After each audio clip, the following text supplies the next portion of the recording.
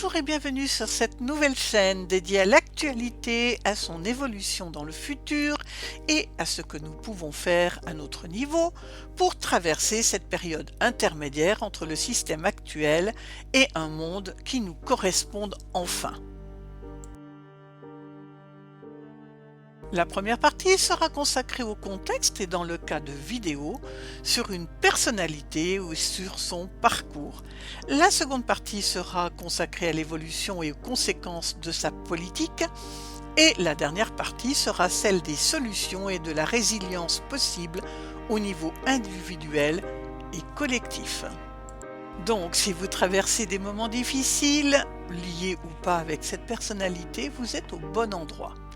Mais avant de commencer, pour éviter de louper nos prochaines vidéos, abonnez-vous à la chaîne en cliquant sur la petite cloche et merci pour vos encouragements en cliquant sur le pouce bleu. Mais sans attendre, voici dans la catégorie personnalité Emmanuel Macron, présent, avenir, conséquences et solutions. Bourgeoisie d'Amiens, et il a donc reçu une éducation catholique. Jeune, beau, anglophone, sortant de grandes écoles et golden boy de la finance internationale, il a un mécanisme intellectuel complexe et une capacité mémorielle exceptionnelle. Idéologiquement, il croit au néolibéralisme, à l'Union européenne et à la globalisation.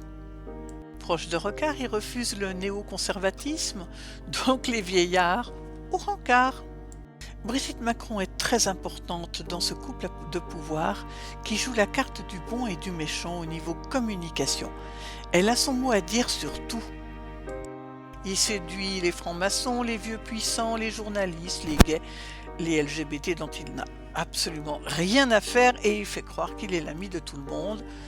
En fait, il pioche partout.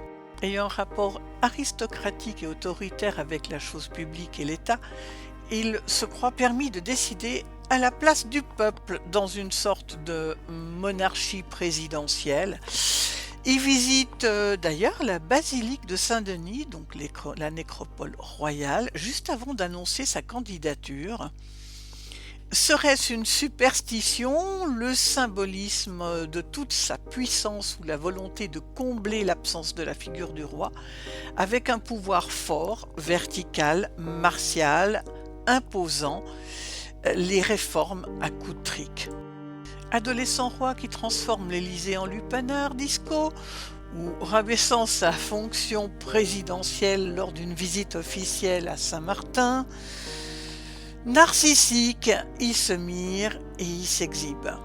Ambigu, opportuniste, politique jusqu'au bout des ongles, cynique, manipulateur, arrogant, satisfait des traits de caractère insupportables avec un manque d'intelligence des situations et d'affect. Alors avec les classes populaires, il fait preuve de racisme social, de mépris et il croit avoir une distinction due à ses diplômes, bien qu'il ait raté quand même 3 fois le concours de Normal Sup, en ne tenant évidemment aucun cas de ces mêmes classes populaires. Donc engendrer un rejet par le peuple qui ne pense pas à sa place, illégal, illégitime à cause d'une élection truffée d'illégalité, et pour parfaire le tout, il est volontiers provocateur et lance des petites phrases assassines telles que « qu'ils viennent me chercher ». Ce qui est étonnant, c'est que d'un côté, il ne lâche pas son clan soutenant Sylvie Goulard suite à son échec à la Commission européenne, Sibylle, Sébastien Veil, etc. Et en même temps, il oublie facilement ceux qui l'ont aidé, que ce soit Jean-Pierre Jouyet, Henri Herman ou François Hollande. Il n'a en fait aucune fidélité, aucune loyauté. Il séduit, il utilise et il jette. Il cultive le culte du secret et cloisonne tout. Il y a une opacité structurelle sur toute information concernant les dossiers les plus compliqués.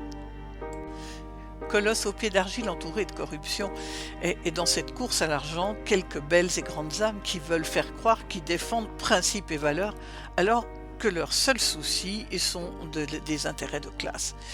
Élite vorace dans le sillage du président, il y a une certaine haute fonction publique avide financièrement, qui démembre la sphère publique au profit de l'oligarchie tout en se servant copieusement au passage.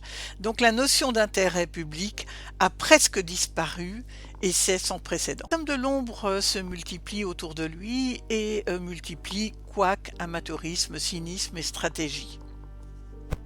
Pour exemple, Christophe Castaner, je reprendrai une phrase de Charles Gave qui disait en substance: quand vous embauchez un idiot, il a tendance à embaucher plus idiot que lui, et les gens intelligents, eux, embauchent des gens plus intelligents qu'eux.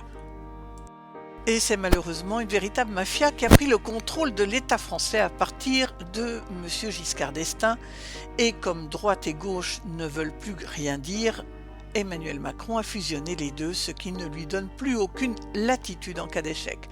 Donc, à l'avis de certains, ils vont échouer. Et comme l'indique aussi Charles Gave, nous sommes dans une période de pré-révolution. Ses soutiens financiers et médiatiques du capital français attendent beaucoup de lui. Et s'il échoue, eh bien, ils le lâcheront. Il a été très entouré, il se retrouve très seul. À la recherche de communicants, il peine à trouver des professionnels valables, car bon nombre d'entre eux ne veulent plus collaborer avec lui. Au niveau de la formation, il sort de la French American Foundation et la German Marshall Fund of United States. Je pense que Marie-Josée et Henri Kravis ont été déterminants pour lui. Ils ont le KKR, donc c'est un des principaux fonds d'investissement dans le monde avec Blackstone et le Carlyle Group. Ils sont aussi donc les principaux piliers du Bilderberg, créé par la CIA et le M16, et organe d'influence de l'OTAN. Donc pour la petite histoire, Henri Kravis a créé sa propre agence de renseignement, le KKR Globe Institute, dirigé par le général Petrus, ancien directeur de la CIA, qui utilisera d'ailleurs les moyens privés des Kravis, et ce, sans l'aval du Congrès américain, pour continuer l'opération Sycamore initiée par Barack Obama. Donc c'est le plus important trafic d'armes de l'histoire impliquant 17 États et valant plusieurs milliards de dollars, et qui ont fourni entre autres Daesh. C'est grâce aux recommandations des Kravis et de Jean-Pierre Jouyet que Macron rejoindra l'équipe de campagne de François Hollande. Pour la petite histoire, Jacques Sullivan, qui était donc alors directeur de la planification politique US, a écrit un mail à Hillary Clinton, alors secrétaire d'État, et précise qu'Emmanuel Macron devrait devenir le directeur général du Trésor. Après l'élection de François Hollande, donc il devient adjoint du secrétaire général de l'Élysée. Et quelques jours plus tard, Emmanuel Macron est invité au Bilderberg grâce à la proposition des Kravis, et là il fait une violente intervention contre François Hollande, et de retour à Paris, donc il démissionne de son poste. Il devient donc l'homme de l'OTAN en France. En août 2014, sur proposition de Jean-Pierre Jouyet, il est nommé ministre de l'économie, de l'industrie et du numérique par François Hollande. Et au Bilderberg 2015 et 2016, Henri de Castries, alors président du Bilderberg, invite Édouard Philippe, alors député-maire du Havre. Édouard Philippe soutient M. Fillon et il le laissera tomber à cause de l'affaire qui a entaché sa campagne présidentielle et se ralliera à Emmanuel Macron. En avril 2016, la création d'En Marche, calquée sur Kadima, donc c'était le parti d'Ariel Sharon, programme inspiré par l'OCDE et l'Institut Montaigne. Au départ, en fait, c'était une simple association qui pouvait recevoir des dons de l'étranger, dont celui des Kravis. DSK lui apportera les soutiens de la haute fonction publique et celui du patronat français. Lors de la crise des Gilets jaunes, donc il aurait pu demander la démission d'Édouard Philippe, mais redevable à l'OTAN, il ne pouvait absolument pas remplacer son Premier ministre sans en référer à l'Alliance qui avait financé sa campagne électorale. Comment a-t-il réussi à devenir président de la République? Eh bien, Emmanuel Macron arrive en voulant se faire passer pour un homme neuf, hors du système, tout frais, ne faisant partie absolument d'aucun clan, alors qu'il a déjà été inspecteur des finances, banquier d'affaires, membre de la commission Attali et ministre de François Hollande. Depuis 2014, il multiplie les rencontres, crée méticuleusement un réseau de tous bords politiques et acquiert un capital social. En gros, il mange à tous les râteliers. Et entre 2014 et 2016, il utilise les moyens de l'État pour faire sa campagne présidentielle, déjeuner, etc. Soutenu financièrement et médiatiquement par le capital français, avec des spécificités politiques, il profite d'une opération judiciaire opportune qui est lancée contre François Fillon, considéré comme favori, grâce à l'aide des magistrats et de journalistes dévoyés, ce qui a révélé un caractère complètement anormal au niveau juridique et judiciaire. L'organisation de cette conjonction d'intérêts peut être considérée comme un coup d'État. Alors, quelles ont été les principales actions? Eh bien, la captation d'une démocratie et la neutralisation de la presse par des milliardaires et destruction de l'État-providence français. Adoption sur ordre d'une succession de lois scélérates et liberticides, car Emmanuel Macron a la certitude d'impunité face au Conseil constitutionnel Fabius Juppé. La Constitution est en lambeaux, Emmanuel Macron gouverne avec une répression féroce grâce à sa police, à sa justice et à ses lois liberticides votées par son Assemblée nationale aux ordres. Juste avant les élections européennes, le grand débat national n'a été que 14 monologues interminables. La suppression de l'Observatoire de la pauvreté vite une visibilité trop évidente du délabrement des conditions de vie du peuple. La réforme des retraites, les grèves avec ses couacs, ses polémiques et ses malentendus poussent le pays vers le chaos. Alors, quelles sont les conséquences politiques? Eh bien, Emmanuel Macron braille que les clés sont à Bruxelles et que ça l'arrange, ce qui donne une impasse démocratique et un néant politique. La dette est passée à plus de 100% du PIB grâce aux cadeaux fiscaux aux plus riches. Et oui, la France dégringole dans le classement de la 32e place et au niveau de la liberté de la presse. Le nombre d'agressions explose. Et la France est en lambeaux. Alors dans cette crise des Gilets jaunes, on peut voir un pouvoir minoritaire qui n'a remporté que 11% des inscrits lors des dernières élections européennes, qui a donné carte blanche à une police dont une partie est dévoyée pour ne plus respecter les libertés démocratiques fondamentales dans un mouvement social profond. Donc cette réalité a été cachée pendant un an par des journalistes collabos et c'est avec effarement que tout y est observé et commenté depuis l'étranger. Emmanuel Macron craint plus l'effet domino que la crise des Gilets jaunes elle-même. Entre le mécontentement des grands patrons d'industrie ancienne et les craintes du patronat du MEDEF, ce sont autant de soutiens qui pourraient lui faire défaut. La police-milice utilise une stratégie d'encerclement pour maximiser le nombre d'arrestations, ce qui s'appelle en bon français une rafle, et ce qui nous fait penser évidemment aux heures les plus sombres. Une justice qui légalise la violence et dont Emmanuel Macron a besoin pour sa démocratie limitée et autoritaire, donc celle qui réprime les gilets jaunes en refusant de remplir sa mission de contrôle des violences policières. Lors d'un discours du président, le 18 octobre 2017, le ton a été donné avec un glissement sémantique troublant et inquiétant.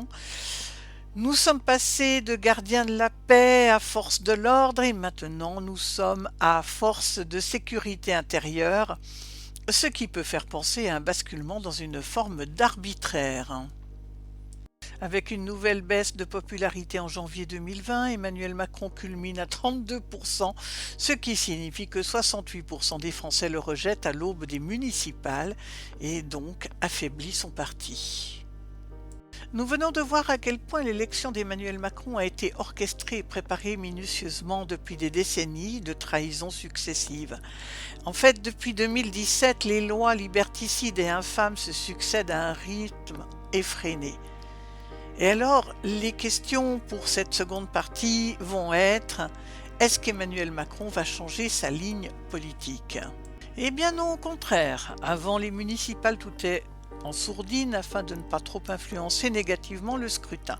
Mais une fois cette période franchie, la défaite de son parti grâce à des résultats bidouillés seront présentés comme la victoire d'une République unie face à l'adversité et confiante pour la seconde partie de son quinquennat. Donc Emmanuel Macron va continuer sur la même ligne politique, il va même encore accélérer ce processus mortifère, jusqu'à ce que tout s'embrase avec l'aide de quelques infiltrés utiles dans les rangs des forces de l'ordre, histoire de souffler un peu sur la braise. Est-ce qu'Emmanuel Macron pousse volontairement la France vers le chaos? Eh bien, les violences urbaines vont continuer de plus belle. L'arsenal législatif est frein prêt afin de parer toute éventualité, le tout dans la plus grande discrétion et avec la complicité des médias collabos. La pandémie de coronavirus arrive à point nommé pour permettre de façon officielle la fin de l'état de droit, pour le bien de tous, bien sûr, et l'État en profitera pour lancer une grande campagne de vaccination chère au soutien d'Emmanuel Macron et en plus, avec les mesures de confinement votées dernièrement, il n'y aura plus d'obstacle à l'anéantissement des libertés élémentaires et au règne de l'arbitraire.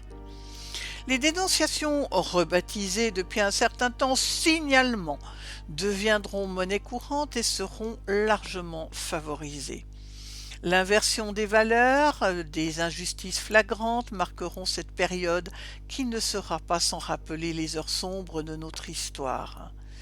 Ce chaos sera instrumentalisé et de ce désordre, Emmanuel Macron espérera reprendre une légitimité politique grâce à de nouvelles élections législatives. Donc oui, toute cette politique s'inscrit bien dans un plan global mortifère via une ingénierie sociale programmée qui permettra un transfert de responsabilité vers le peuple et tout ce qui sera présenté comme provisoire deviendra définitif jusqu'à ce que...